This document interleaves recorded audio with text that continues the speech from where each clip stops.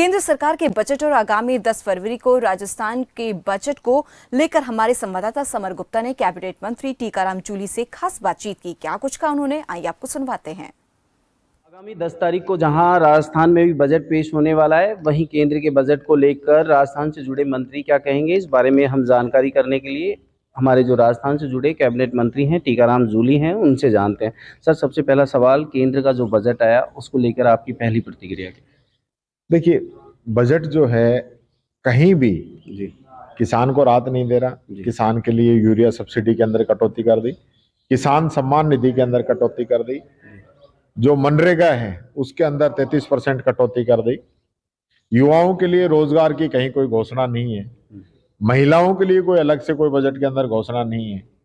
गरीब के लिए डीजल में, पेट्रोल में या रसोई गैस के लिए किसी भी प्रकार की कोई घोषणा नहीं है। तो आप ये देखिए, बजट है किन के लिए? और जिस प्रकार से ये जो एक छूट का दावा करके कि हम इनकम टैक्स में छूट दे रहे हैं, 100 में से 6% तो इनकम टैक्स ही दे रहे हैं जी, उनको आप ये छूट दे रहे हो। और वो ऑलरेडी पुरानी जो 5 लाख की जो टैक्स की जो लिमिट जो है, उसमें 10 लाख रुपए तक की छूट मिलती है जी।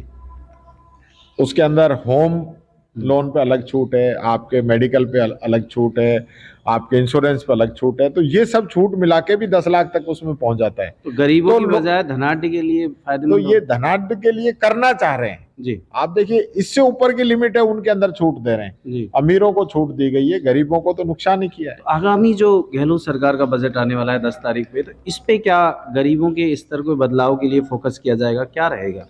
देखिए, शहरी रोजगार गारंटी हमने लागू की जी। मनरेगा के अंदर जो 100 दिन का काम कर रहा है उसको 25 दिन का, 50 दिन का और एक्स्ट्रा हम बढ़ा रहे हैं जी। जो चिरंजीवी योजना है वो अपने आप में पूरे देश में सबसे ऐतिहासिक स्कीम है जी। किसान को हम उसके बिजली के बिल में 1000 रुपए की छूट दे रहे हैं। आम उपभोक्ता को 750 रुपए तक की महीने की छूट हम दे रहे हैं। किसान को बिना ब्याज पे ऋण दे रहे हैं। किसान बिल अलग से हम अब की बार बजट मुख्यमंत्री जी ने पेश किया था पिछली बार। किसान को जो छूट मिलती है उनकी सब्सिडी दुगनी कर दी गई। तो राजस्थान का बजट तो पिछला भी ऐतिहासिक था, अब की बार उससे भी ज्यादा ऐतिहासिक रहेगा। चलो, ये तो हुई सर ऐतिहासिक बातों का जरिया। आप जेल से जुड़े मंत्री हैं, कारागार मंत्री हैं। राजस्थान की ज़मीन पर बाड़मेर में जो बाबा रामदेव हैं, उनका एक बयान आया, मुसलमानों से लेकर ईसाइयों तक के लिए उन्होंने कटाक्ष किए, जिस मामले में कहीं ना कहीं अपराध भी कारित होता है। तो क्या इस मामले में सरकार को 2 दिन बाद भी जो स्थिति है उसमें कोई FIR नहीं करानी चाहिए थी? अब अहम सवाल है कि मुख्यमंत्री अशोक गहलोत कहते हैं कि हम भ्रष्टाचार के मामले में जीरो टॉलरेंस नीति पे काम करते हैं। अलवर में पूर्व जो जिला कलेक्टर थे नन्नूमल पहाड़िया, रिश्वत लेते हुए गिरफ्तार हुए। कई अधिकारी गए, कई जनप्रतिनिधि गए, सभापति भी गई। उसके बावजूद भी अब जो नगर परिषद से जुड़े हुए सभापति नए लगाए गए हैं, जोधाराम, ये बालोतरा में 1 लाख के करीब में ट्रैप हुए, जेल गए, उसके बाद वापस अलवर लगा दिया गया। क्या लग रहा है, अलवर से भ्रष्टाचार को खत्म करने का प्रयास है या क्या है? देखिए, मैं सबसे जो इम्पोर्टेंट चीज है वो मैं कहना चाहूंगा कि भ्रष्टाचार पे अगर प्रहार किया है तो अशोक गहलोत ने किया है जी। चाहे कलेक्टर हो, चाहे जनप्रतिनिधि हो, चाहे SP हो, चाहे IG हो, चाहे किसी भी रैंक का कोई भी अधिकारी हो। हमारी सरकार ने किसी को नहीं बख्शा है। जिसने जो गलत किया है उस पर एक्शन लिया है।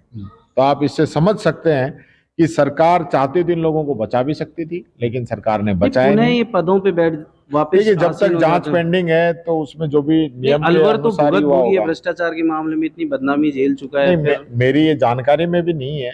बाकी मैं ये कहना चाहूंगा कि सरकार भ्रष्टाचार के प्रति जीरो टॉलरेंस पे, जो भी भ्रष्टाचार करेगा उस पर एक्शन लिया जाएगा।